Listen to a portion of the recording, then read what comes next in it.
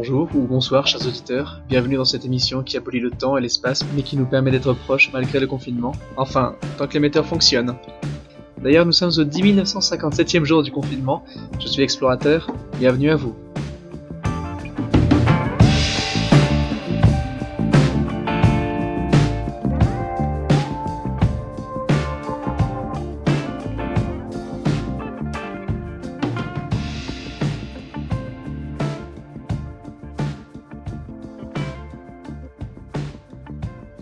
Et aujourd'hui, les mots du jour sont itinéraire, sol et respirer. Bonne émission, on commence tout de suite.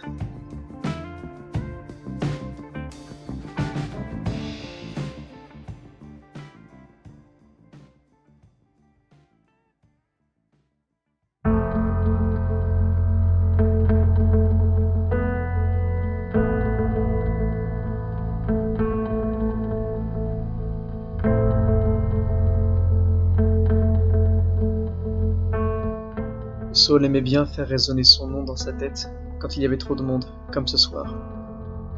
C'était une boîte à Québec. Je me souviens seulement de cette impression des hommes qui bougeaient sur une musique très forte, avec des corps de bestiaux mais pleins d'assurance. Il se dit qu'alors lui aussi il pourrait séduire. Myriam passait entre les invités, riante, et faisant rire sur son passage. C'était bon fun, comme on disait, et toutes les convives goûtaient le délice du vent d'été sur Montréal, et les bières de brasseur que Saul avait ramenées. Elle n'était pas très belle, mais son petit charme algonquin faisait un certain effet. « Qu'est-ce que tu fais dessus à Montréal ?» Saul avait pris un autre café au couche-tard, sorte de diner et de station-service pour les routiers et les noctambules, qui ne ferment jamais. Il attendait son covoiturage. Ils firent la route avec un Ivoirien plutôt âgé et un gai branché qui monta à l'avant. Je crois que la première chose qui frappa Saul en Amérique, c'était l'impression d'immensité.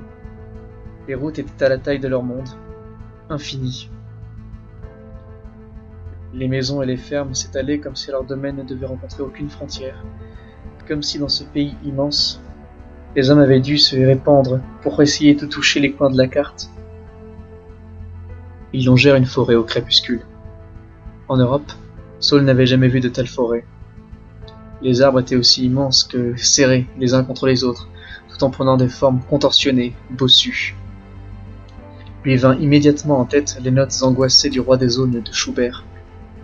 C'est d'ailleurs, je pense, à ce moment-là qu'il décida de se faire appeler Saul.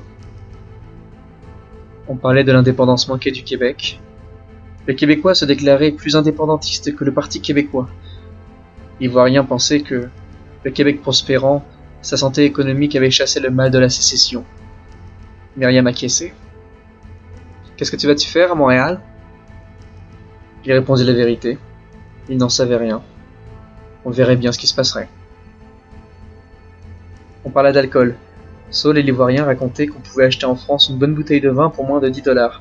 « Mais ici t'oublies le vin, dit-il, à l'intention de Saul. Ici, mon français, c'est une société matriarcale.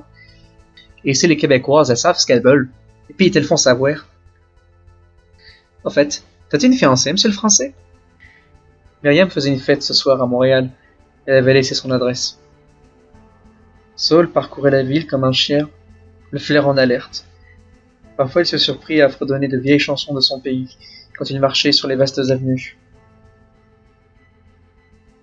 Un autre soir, dans un club branché de Montréal, il se liera avec la communauté syrienne, surtout avec deux sœurs, évidemment très très riches et très jeunes, parlant couramment le français. Il se fera alors passer pour un étudiant en échange.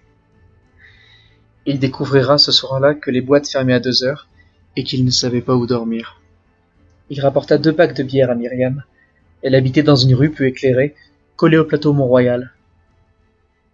De ce soir-là, Saul ne se souvient que des empreintes de sensations, d'une foule bigarrée, de musique et de chaleur.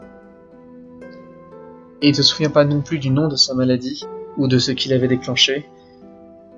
Des mots comme génétique lui parvenaient à l'oreille, mais il choisit d'oublier ses médicaments.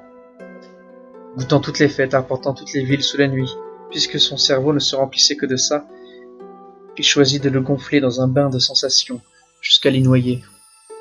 Peut-être parviendrait-il à regonfler la silhouette de ses souvenirs.